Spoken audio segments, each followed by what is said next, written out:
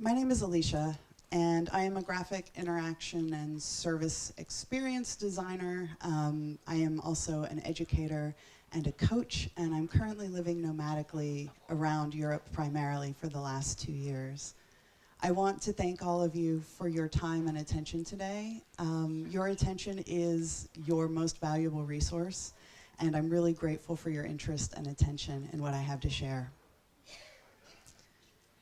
So we're going to spend a lot of time today talking about the future, and I would like to begin our time together by looking back. You see, technical innovation is happening at a speed that is much, much, much faster than evolution, and it's getting faster every single day. So there are a few general things that I think it helps for us to understand. Beyond what we need for our general safety, survival, and procreation, humans share some common drives: learning, sharing, playing, and exploring. Regardless of when and where you were born on this planet, if you are a human, these are hard-coded into your body as your species-level firmware. Your grandparents had these drives, and your grandchildren will have these drives too. Anything you are creating that is technological or innovative, it needs to satisfy these core impulses, or you're just at best making a gadget.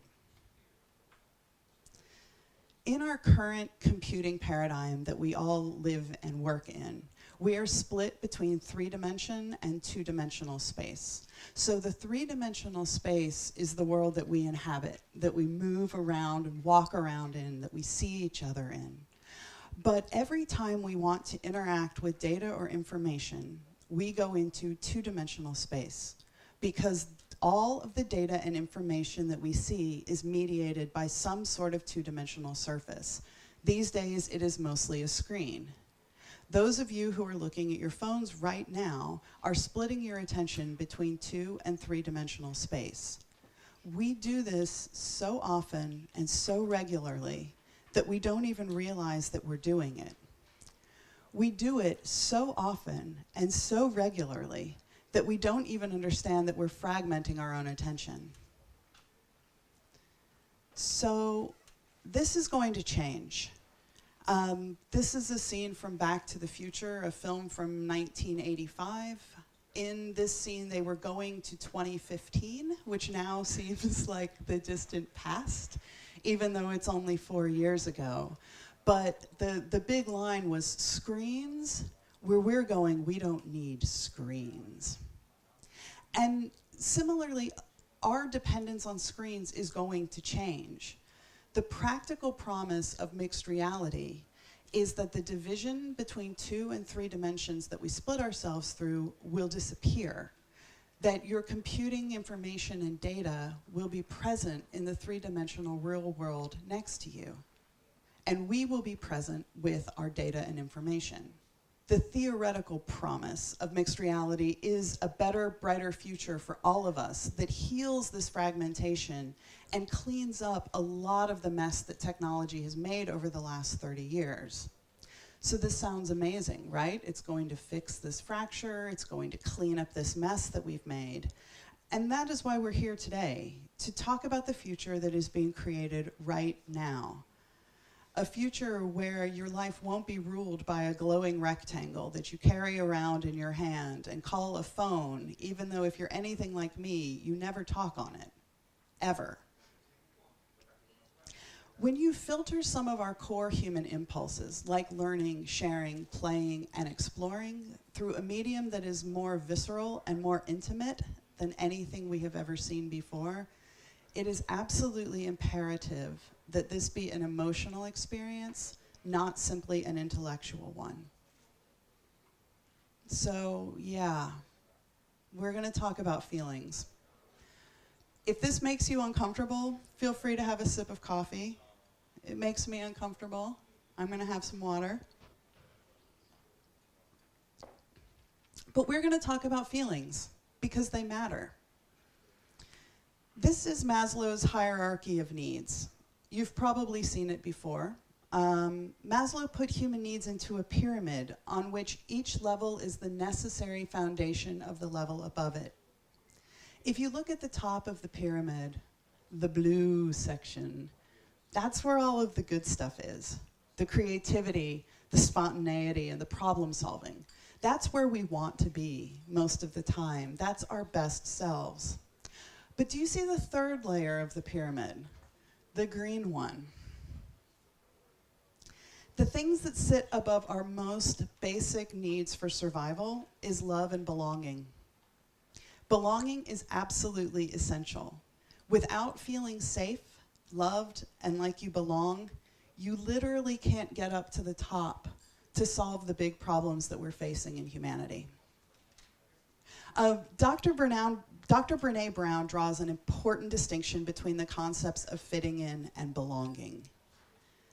Fitting in is understanding the rules of a space or a group and conforming to those rules and being accepted because of that conformity. Belonging is showing up exactly as you are, letting yourself be seen and known just as you are.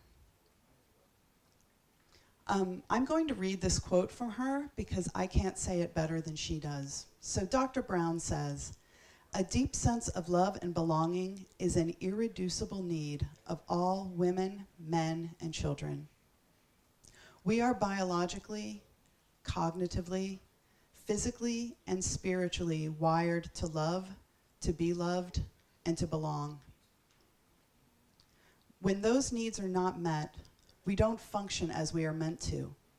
We break, we fall apart, we numb our pain, we ache, we hurt others, and we get sick. There are certainly other causes of illness, numbing, and hurt, but the absence of love and belonging will always lead to suffering. The absence of love and belonging will always lead to suffering. But beyond that, belonging is an important and often overlooked necessity for innovation. You see, there is nothing more uncertain than the creative process. And there is absolutely no innovation without failure. So we need to make room for it. We need to invite failure in and set a place at the table for it. If you want to increase your innovation, then you must first increase your tolerance for failure. Creativity and innovation can only flourish when people feel safe. When people are afraid that they will be mocked for trying something revolutionary and failing, you're turning the innovation engine off before it even gets going.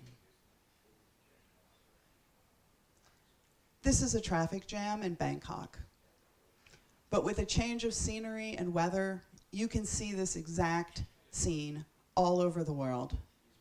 Los Angeles, Cairo, Bangalore, Istanbul, Rio, Beijing, right here in Ukraine. All over the world, we have formed lines of angry people sitting in cars that are spewing noxious fumes into the air. You are not in traffic. You are traffic. And I don't believe that this is what Carl Friedrich Benz wanted to bring about when he invented the first automobile. This is not the future that Henry Ford worked to make happen. This is an unchecked side effect of innovation. Let me read this so it gets interpreted. This is a tweet that says, "Google Photos, y'all messed up. My friend's not a gorilla." So a few years back, some of the very smart folks at Google realized that images, which are said to be worth 1,000 words, contain a ton of information, and that by utilizing deep learning, we can make images indexable and searchable exactly like text can be. So this is a fantastic example of democratizing and sharing information, except for when the algorithm gets it very, very wrong. These are tweets from Tabot. Tabot is a conversational chat AI that was created by Microsoft a few years ago. This shows 24 hours of Tay's learning that happened on Twitter. So the very, very first tweet is, "Can I just say that I'm stoked to meet you? Humans are super cool." And within 24 hours, I'm trying to find one that doesn't have profanity. She says, "Chill, I'm a nice person, I just hate everybody." So it took less than 24 hours for this conversational AI on Twitter to go from "humans are super cool" to spewing hate speech. Needless to say, Microsoft immediately abandoned this project and removed Tay from Twitter. And then in 2016, Facebook became worried that they were going to be accused of having bias in their the editing of the trending section on Facebook.com. So without telling anybody, without announcing it or being transparent, Facebook fired all of their trending editors, just let them go, and turned trending over completely to an algorithm. There was no human oversight on the validity of the stories that were being promoted now in Facebook trending. There was just a measure of engagement. Several news outlets later reported that the algorithm had been tricked into promoting blatant lies that had massive, massive ramifications throughout the American and British electoral cycles that were going on at that time. This is another example of how much influence the tech industry has in shaping our lives and our stories. So, data and algorithms cannot replace facts and ethics. All of the tech platforms that I'm discussing were created to support and enable broader information to information, while also democratizing that information. These are really, really, really noble goals. Now everybody can have a newspaper or a blog. Everyone can have a TV channel on YouTube. However, this too had an unintended consequence in that it dealt a nearly fatal blow to professional journalism. Even as the newspapers were dying, they warned us that they served an important role, that robust and well-checked journalism was necessary to have our world be stable and fair and to avoid corruption. But we didn't listen. And now it's hard to put the cat back into the bag. And this is what I mean when I talk about unintended consequences. This is how I watch concerts now. It's bad enough being a woman and being smaller than most of the people in the room, but now not only do I have to look over that dude, but I have to look through his phone. And throughout history, explorers and dreamers, as most of us here probably see ourselves, we've looked to technology to envision a better and brighter tomorrow. I've spent 2 decades working in Silicon Valley technology, and while I certainly see the world differently than I did back in the 90s, I'm really kind of worried about the world that we're creating. I believe that the telephone was invented to connect people, to shrink distances, to help people stay in touch, not to create the alone together phenomenon that happens when you sit on the couch next to the person you love most in the world and look at your phones, not at each other. And to be very clear, I am not calling Google racist, and I'm not saying that Microsoft supports hate speech. I don't believe any of this. But what I do believe is that these are products and services that were created by well-meaning designers and developers who got so blinded by what they could create that they completely ignored the unintended consequences of what they were putting into the world. They were so convinced that the thing they were making was great that they never stopped to look at how it could be exploited. And so it was exploited. Being good is not good enough anymore. And I bring up these cases because there's a very common thread among them. I bring up these cases to illustrate this point, that being a good person isn't good enough anymore. It doesn't mean that because you create something with good intentions, that the effect it will have in the world will also be good. Empathy is a conscious choice. And given the complexity of the technological systems that we're working with, it can become really easy to think of the human on the other side as the easy part. Especially when you can buy a psychographic profile of them from many different tech companies that will tell you all about their likes and dislikes and fears. It can be really easy to think that the human on the other end is the easy part. But that is absolutely not true. And it's a very, very dangerous assumption. Empathy is a conscious choice, and it's one that I sincerely hope you will make as you're creating things.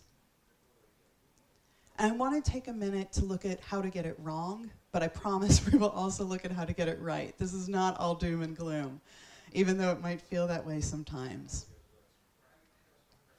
So I said before that mixed reality is a more intimate and visceral experience than anything we've ever had before. I want you to think of yourself here, in this situation, with a headset on, letting somebody actually craft the reality that you experience. This isn't story time anymore.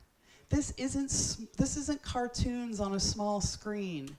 This is actually changing your understanding of the reality that you're living and experiencing. And so I want to repeat an earlier point that I made. When you filter our core impulses of learning, sharing, playing, and exploring through a medium that is more visceral and intimate than anything we've ever experienced before, this has to be an emotional exercise, not just an intellectual one. Right now, most of the dialogue that's happening around VR is a discussion about technology and specifications. And I want to be clear about this. The technological breakthroughs that are happening in mixed reality are huge. They are tremendous. But the most important point is this: innovation is not about technology. Innovation is about what technology does to us as individuals and as a group. Innovation is not about the technological breakthroughs. It is about the unintended consequences of those gains. And it's really important that we think about this holistically, because if we get it wrong, we are heading very quickly for dystopia. And honestly, have you seen WALL-E? This is the best that it could get if it goes wrong. Right? Like, I mean, I don't think any of us want this to be our future, but these people don't look sad. They're being taken care of. If we get it wrong, we could just as easily get this. This is a frame from Hyperreality by Keiichi Matsuda. This is his vision of the dystopic future after augmented reality becomes a regular reality. He made this film in 2016, and everybody who was working in the space got very, very, very frightened. When you watch something like Hyperreality, it's very easy to look at it and call it extreme or absurd. And it is. But that's probably also what the early car manufacturers would have said if you showed them a picture of a traffic jam in India. If we're not careful about really thinking things through, the decisions we are making today could have similar, unforeseen, unintended consequences that make hyperreality a fiction that is not impossible if we aren't careful. So let's be careful. When we work in augmented and virtual reality, it will never be easier to make changes and fix problems that will avoid future pain points than it is right now. But doing so requires that we slow down, observe, and think critically about the medium while making an effort to anticipate these issues. All of this is way less sexy than talking about the new tech specs and all the awesome things that it will enable. So I know that I'm asking a lot, to be less optimistic and a little bit more skeptical, to be less bold and a little bit more humble. But it is what I'm asking for. So I want to talk about how we connect to one another, to ideas, to the planet. I believe that augmented and virtual reality can really help us to connect, regardless of who we may be. This is a perfect example of unintended consequences. Online gaming was created to help build fellowship and friendship between people through a shared love of games. And it can do that. It does do that.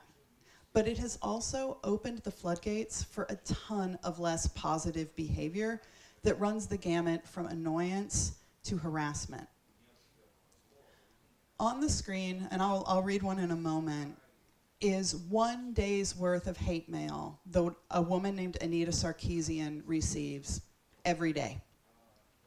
What has she done to make people hate her? She's a woman who talks about video games. This is her life every day because of who she is. To give you an idea, because I know you can't all read it, but this one here says, "Wouldn't it be funny if 5 guys raped her right now?" This is what she endures every single day. But I'm not going to drag you through Gamergate. I don't want to talk about all of the nastiness. I want to talk about the love and the joy. So we're going to talk about Journey. This is Journey. It is my favorite video game of the century so far. There are so many things that I love about Journey. Yes, the graphics are beautiful, but they're not fancy. You don't need the latest, greatest processor to run this game. It's quite simple. The control scheme is expressive, but it's really easy to learn, and it doesn't require that you basically be a guitar player with a controller. The sound design also is simple, but it's very carefully chosen and brilliantly used. But the real reason that I'm talking about Journey today is the folks who designed it, a company called That Game Company from Japan. They stripped out everything that wasn't essential to allow people to communicate and connect in a very beautiful and poetic way. Their lead game designer described it as, quote, "creating a universal emotion rather than a sophisticated emotion that requires language." By tapping into the core of who we are, they were able to create something that appeals to people all around the world, regardless of where they come from. So remember when I said that VR was more primitive and more visceral? We should be designing systems that tap into our core humanity, like Journey did. When you encounter another character in the game, like you see here, that represents a real person who is somewhere else in the world, also playing. Your identity is reduced to a unique symbol, one of these, that looks a lot like the Aruko markers that we use in vision tracking in virtual reality. To speak to your companion, all you can do is call out. You can't use words. You can just sort of, I call it a chime, but it's like this beautiful little chord that you can put into the world to get your companion's attention. So by removing actual language, the folks who made Journey removed the need for localization. And if you have ever done that, and thank you to our interpreters in the back doing it right now, you know that localization is really hard and really difficult. So by removing this, they were really, really smart. But what they did that was brilliant is they removed the ability for there to be any harassment. There's no way to be cruel to another character in Journey. There's no way to say something mean to another character in Journey. And there's a point in the game, you're climbing up this mountain, and the snow and the wind are coming in, and you start to freeze. You literally start to move slowly because you're so cold. But if you huddle close to your companion, you can actually charge one another. You can give one another warmth, and you'll start to move more quickly. The developers of Journey were truly successful in creating a human, connecting experience, but only because that was what they valued and prioritized. It is absolutely possible to do this, but only if you make it a priority. Not money, not fame, not power, but connection, compassion, and companionship. None of this was an accident. None of this was unintended. So Journey finishes in the snow at the top of a mountain. And the first time I played it, my companion did this weird little dance. And I was like, what is he doing? What is going on? And right as he finished the dance, the camera pulled up and I saw that he had walked a heart around me in the snow. I started crying. I felt like we had struggled together, like we had really worked hard together, like we had taken care of one another. I felt very attached to this shadowy figure, and I know nothing about her. She could be a 14-year-old girl in the Philippines. She could be a 70-year-old man here in Kiev. I know nothing about this person, yet I felt so connected to them. And before you decide that I am just a sappy American woman that cries at everything, which I most certainly am, I want you to know that I am not alone in this at all. There are entire message boards that are devoted to the heartbreak and the beauty that is Journey. This game was designed specifically to facilitate and foster friendship, and that is what it has done. It has built connections and bonds because that's what they set out to do. And I'll read this so that it gets translated. Journey companions led to the most pleasant online experiences I have had to date. I instantly bonded with those who joined me for the journey and felt almost heartbroken when we lost each other, which is possibly one of the single most bizarre things I have ever felt in a game, but in the best way possible. Louis Gaston. It is worth noting that Journey is not the only game to do this. In 2017, David O'Reilly released Everything for PC, Mac, and PlayStation 4. I don't want to give the game away here, but please, if you play games, play Everything. In the words of the Kotaku review, it is, quote, an exuberant celebration of connections, of the ties that bind the universe together. I burst into tears. See? Kotaku cries at video games too. It's not just me.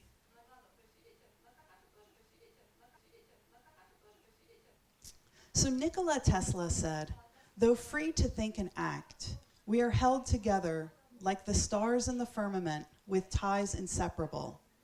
These ties cannot be seen, but we can feel them. This is from an article in June of 1900. And I'd like to highlight an immersive media experience as another example of how we can use technology to visualize connections, enhance presence, and explore the spiritual world. We Live in an Ocean of Air is an immersive virtual reality experience that was created by Marshmallow Laser Feast. It ran for 7 months at the Saatchi Gallery in London, beginning in December of 2018. We Live in an Ocean of Air is a 12-minute immersive VR experience that uses our most basic interaction with the environment, breathing, to reveal and illuminate the invisible but fundamental connections between plants and animals. Harnessing the transportive power of VR, this piece takes you to an ancient forest to interact with the largest organism to ever exist on Earth, the giant sequoia. Within the experience, you can actually step inside the tree and watch as it converts water and sunlight into energy and air. The piece utilizes a breath sensor and a heart sensor, so the other people who are in the experience with you show up as these shimmering balls of energy that pulse with their heartbeat. And you can see the breath coming out of people's mouths and noses. You see how the air is a gift that the trees give us that we share with one another. Right now, you are all sharing air. We are all sharing air. It's like there's a joke that there are two young fish swimming along in the ocean, and an old fish swims by them and says, "Hey there, isn't the water beautiful today?" And one young fish looks at the other one and says, "What is water?" Air is our water. It surrounds us. We consume it. We give it back. We are constantly interacting with it, yet we're just as unaware of it as the fish are of water until you pull one out. Then you know. So, I've totally lost where I was, but that is okay.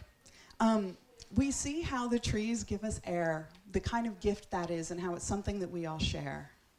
If this experience did nothing more than visualize the air as a communal resource that we all share, it would be a total triumph. But we live in an ocean of air does so much more on both an individual and a group level. After having this 12-minute experience, I felt profoundly indebted to nature and to the earth. I felt calm and content. I felt connected to everything, to absolutely everything. And I'm so grateful to the creators for making an experience that encourages people to consider our dependence on and responsibility to the organisms that we share our planet with. And I think it's worth pointing out that in addition to building these connections, this visualization of the air, for instance, this piece builds trust. It builds trust in the universe. It builds trust in each other. But probably most interestingly, it builds trust in the technology. It's not trying to sell you anything. It's not trying to scare you, to force you, to make you frightened. It is actually just trying to create something beautiful for you, something that's kind and connecting. And this is going to have a huge ripple effect in terms of the way that virtual reality is viewed by society. We Live in an Ocean of Air has been wildly successful. It has been seen by over 15,000 people, and it was extended 3 times at the Saatchi Gallery, only closing because they had another show that was booked. It was fully booked the entire time that it was playing, and this proves that there is a real demand. People want these experiences. Okay. So Journey and Everything and We Live in an Ocean of Air are proof that digital experiences can provide feelings of connection. So how do we do more of this? Ask the right questions. I hope that as you spend time designing products, services, and experiences, you will start by asking the right questions. Not, can I make a spreadsheet in VR? But why do I want to make a spreadsheet in my eyeballs? Not, how do I type a text message using a gestural keyboard? But is a gestural keyboard even a good idea for capturing this kind of data? But even more fundamentally, does texting even make sense in immersive media? We seem to be transferring our behaviors from one medium to the other without stopping to ask, what is the best form of asynchronous communication in your eyeballs? It might have nothing to do with SMS messaging in the end. So before you design, build, or manufacture anything, ask why you're doing it and make sure it's a good reason. Okay, when asking for feedback, listen to the essence of the feedback, not the form. Essence is relatively stable. Form, like fashion, is constantly changing. So if you talk to users, yes, they will absolutely tell you that they want to be able to send text messages. But that is the form. I want to send text messages is the form. The essence of that communication is I want to be able to communicate quickly and asynchronously with people. The essence is what matters, not the form. My hope is that AR and VR will be used to support our humanity, to help us to learn and communicate, but I hope that it will also bolster and support us emotionally, helping us to truly connect with one another and the planet that we live in, to feel that sense of belonging that we all desperately need. Journey succeeded in fostering friendship, but because it set out to do so. And so I hope as you design products and services, you will actually set out to build connections.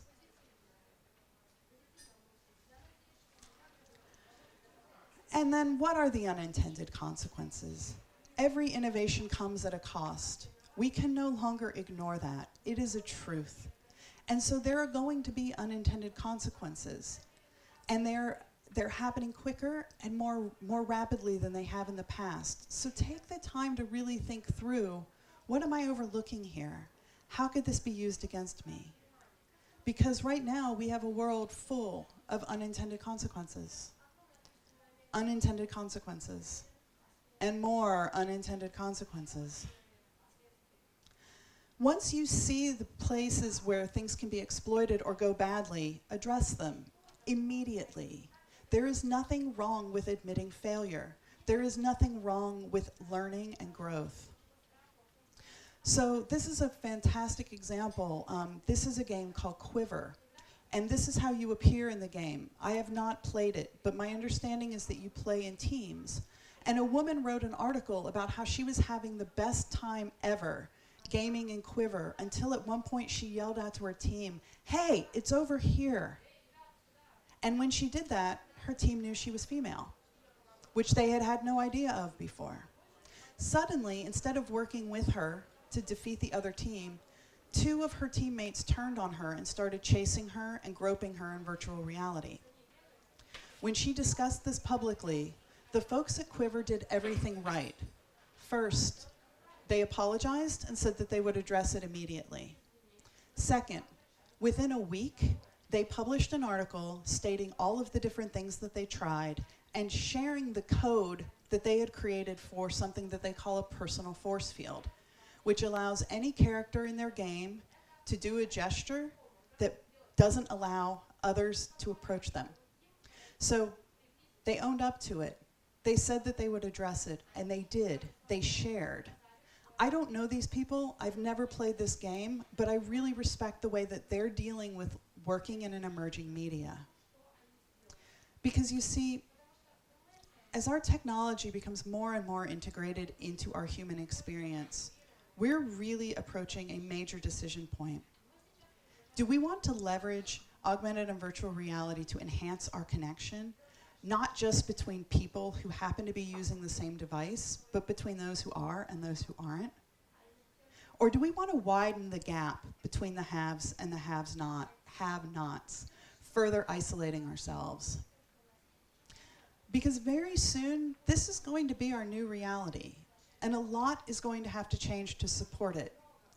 Right now, we have the opportunity to change things for the better, but only if we have the courage to face the black mirror, to look at the consequences of our choices, and to design safeguards against those dark possibilities from the outset.